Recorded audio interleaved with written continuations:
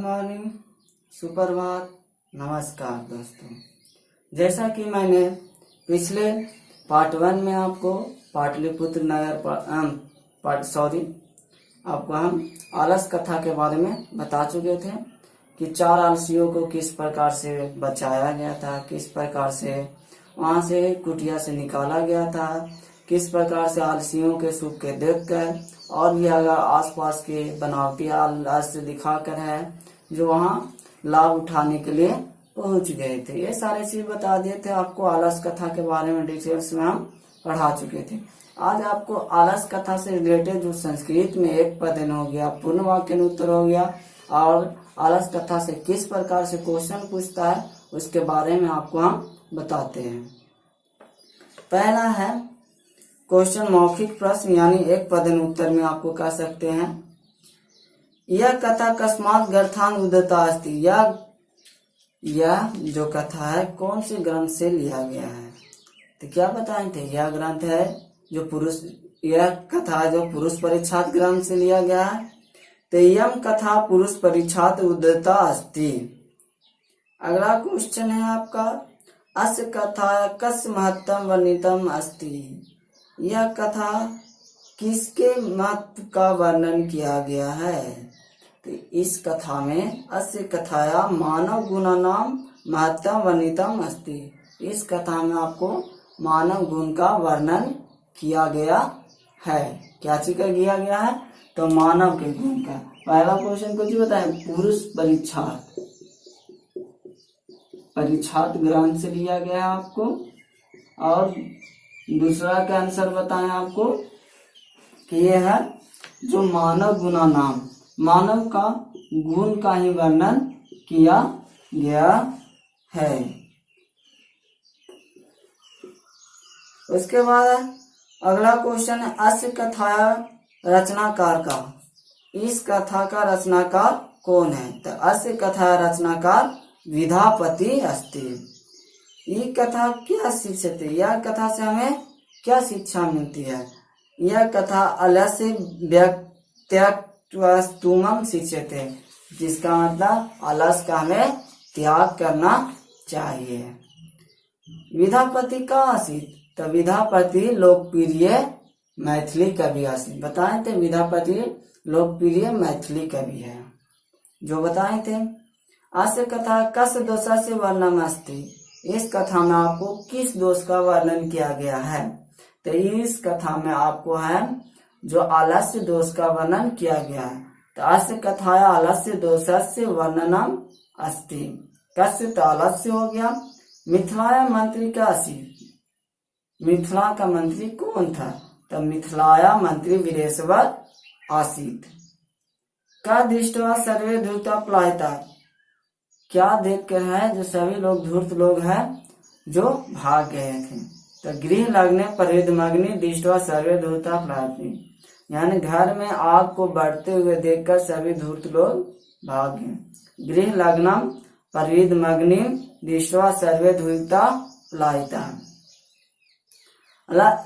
अलसालाय बहुद्रव्यम दृष्टवा तनयुग पुरुष का प्रामिष्टम। आलस में है, आलस को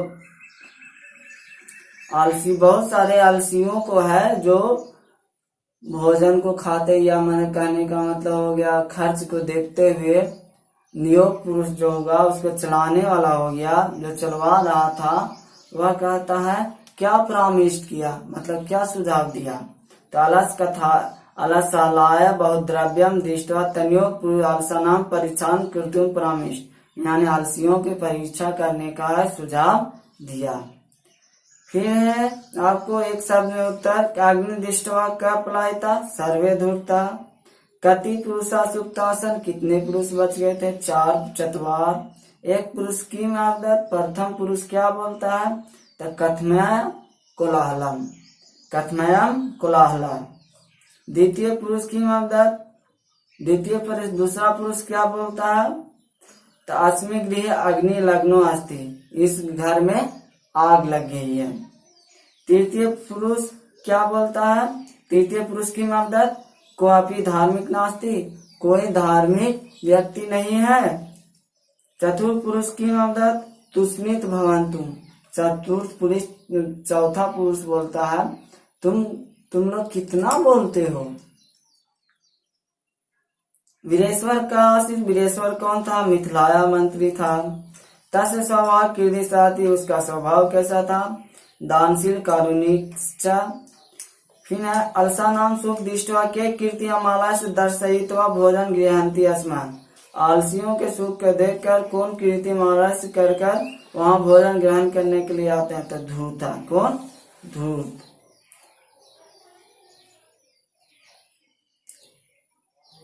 मिथिलाया का मंत्री अति पूर्ण वाक्य उत्तर मिथिलाया वीरेश्वर नाम मंत्री आसीत।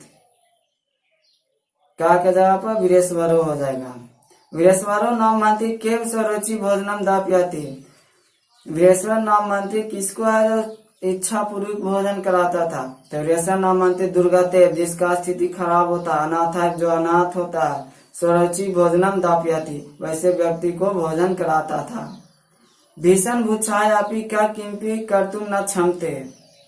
मतलब भीषण भिक्षाय के भी है जो कौन है जो नहीं देते हैं। क्या चीज? मतलब कहने का मतलब है कि गरीबी से भी बड़ा दुख या और कौन सा दुख होता है? तो आलस्य है जो करना नहीं चाहिए। कीर्तुम ना क्षमते, आलस कभी नहीं करना चाहिए। भीषण भुच्छया अपि आलसा किमेपि कर्तुम ना क्षमते। धूर्ता की दृष्टवा पलायन कृतवान। तो धूर्ता गृह लग्न परिमग्न दृष्टवा पलायन कृतवान। धूर्त लोग है घर में आग लगते हुए देखकर है जो पलायन मतलब भाग जाता है। चतवार आलसा के बहिष्कार। चारों आलसियों को कौन बाहर निकलता है? तो चतवार आलसा नियोग पुरुष गृहात बहिष्कार। चारों आलसियों को नियोग पुरुष होता है जो बाहर निकालता है। अलसाना का शरण। आलसी लोग किसके शरण में आते हैं? तो मिथिलाया मंत्री। अलसाना शरण मिथिलाया मंत्री आसे। जनताम केशम सुख दृष्टवा धवंती। जी मतलब कारण मनुष्य किसके सुख को देखकर है जो पलायन करता है? तो जनता सजानिता सुख दृष्टवा धावंती, यानी अपने जैसे लोग के देखकर है जो क्या करते हैं? भाग जाते हैं। अब हिंदी में आपको क्वेश्चन क्या पूछता है? अलस कथा से क्या शिक्षा मिलती है? तो अलस कथा से हमें यही शिक्षा मिलती है कि उनका भरण पोषण है जो दयावान व्यक्तियों के सिवा कोई नहीं कर सकता है। दयावान व्यक्ति भी इस पर ध्यान दे सकते हैं क्योंकि वह खुद आत्मनिर्भर न होकर दूसरे पर निर्भर करते हैं। अलसाला में आग लगने पर क्या हुआ? तो अलसाला में आग लगने पर यही हुआ कि सभी जो धूर्त लोग थे यानी झूठ का आलस करने वाले सभी वहां से भाग जाते हैं और जो 4 वो बच जाते हैं उसे 4 लोगों को ही है जो भोजन दिया जाता है। मिथिला राजमंत्री कौन था? उन्होंने कीर्तिमाला की परीक्षा कैसे ली तथा अग्नि लगना घर देकर कितने आलसी बच गए? तो मिथिला मंत्री वीरेश्वर था। उन्होंने घर में आग लगा कीर्तिमाला की परीक्षा ली थी और अग्नि लगन देखकर 4 आलसी बच गए। विधापति कौन थे? उन्होंने किस ग्रंथ की रचना की? पठित पदार्थ के आधार पर बताएं। तो विधापति महान कवि एवं लेखक थे। उन्होंने पुरुष परिच्छाद नामक ग्रंथ की रचना किया था और संस्कृत भाषा में लिखित पुरुष परीक्षा में कथा रूप में अनेक मानवीय गुणों का वर्णन किया गया तथा दोषों का वर्णन किया गया। विधापति था जो लोकप्रिय मैथिली कवि थे। ये संस्कृत ग्रंथों के रचयिता भी थे। इनकी ख्याति संस्कृत विषयों में अत्यधिक था। संस्कृत में बहुत ज्यादा जानते थे। अलस कथा पाठ में किस पर चर्चा की गई है? तो अलस कथा पाठ में है जो आलस एक महान रोग है इसके बारे में है जो चर्चा किया गया है। आलस में है जो शरीर में रहने वाला महान शत्रु है जिससे अपना परिवार और समाज का विनाश अवश्य है। अपना तो होगा, परिवार का भी होगा और समाज का भी होगा।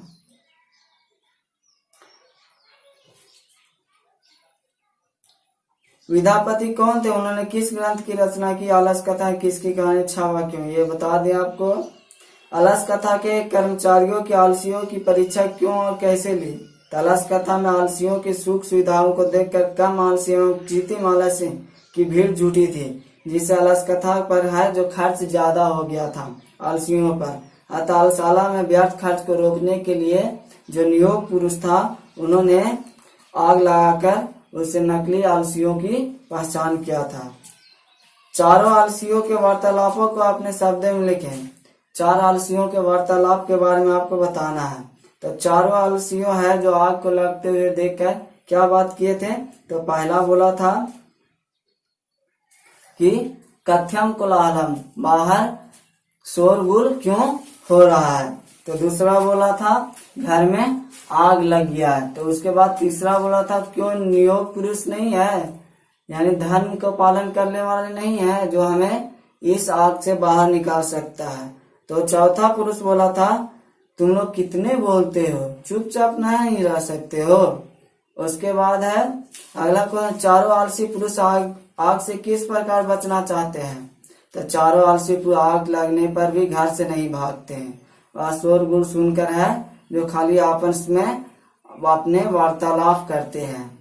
वे क्या चाहते हैं कि कोई धार्मिक या दयालु आदमी आए और उसे आग से बचाने के लिए उसके ऊपर भींगा हुआ कम्बल रख दे, जिससे आग बुझ जाए और वे लोग बच जाए। क्योंकि आलसी व्यक्ति आग से बचने के लिए भी नहीं भाग सकते हैं, क्योंकि इतना आलसी होते हैं वो लोग। जान भी चल जाए या भूखे मर ना पाए फिर भी वह काम नहीं कर सकते हैं। इसलिए वह नियोग पुरुष ने उनकी प्राण रक्षा के लिए घर से उसे बाल पकड़कर घींचते हुए बाहर निकाल दिया था। इस प्रकार से आपको है जो संस्कृत में एक पदेन पूर्णवाक्य उत्तर दोनों आपका समाप्त हो गया, और है जो हिंदी में किस प्रकार से क्वेश्चन पूछता है उसके बारे में भी आपको हम बता दिए। तो ये आपका आलस कथा जो चैप्टर है हिंदी संस्कृत दोनों में आपका क्वेश्चन आंसर समाप्त हो गया। अगले क्लास में है आपको अगला चैप्टर पढ़ाएंगे।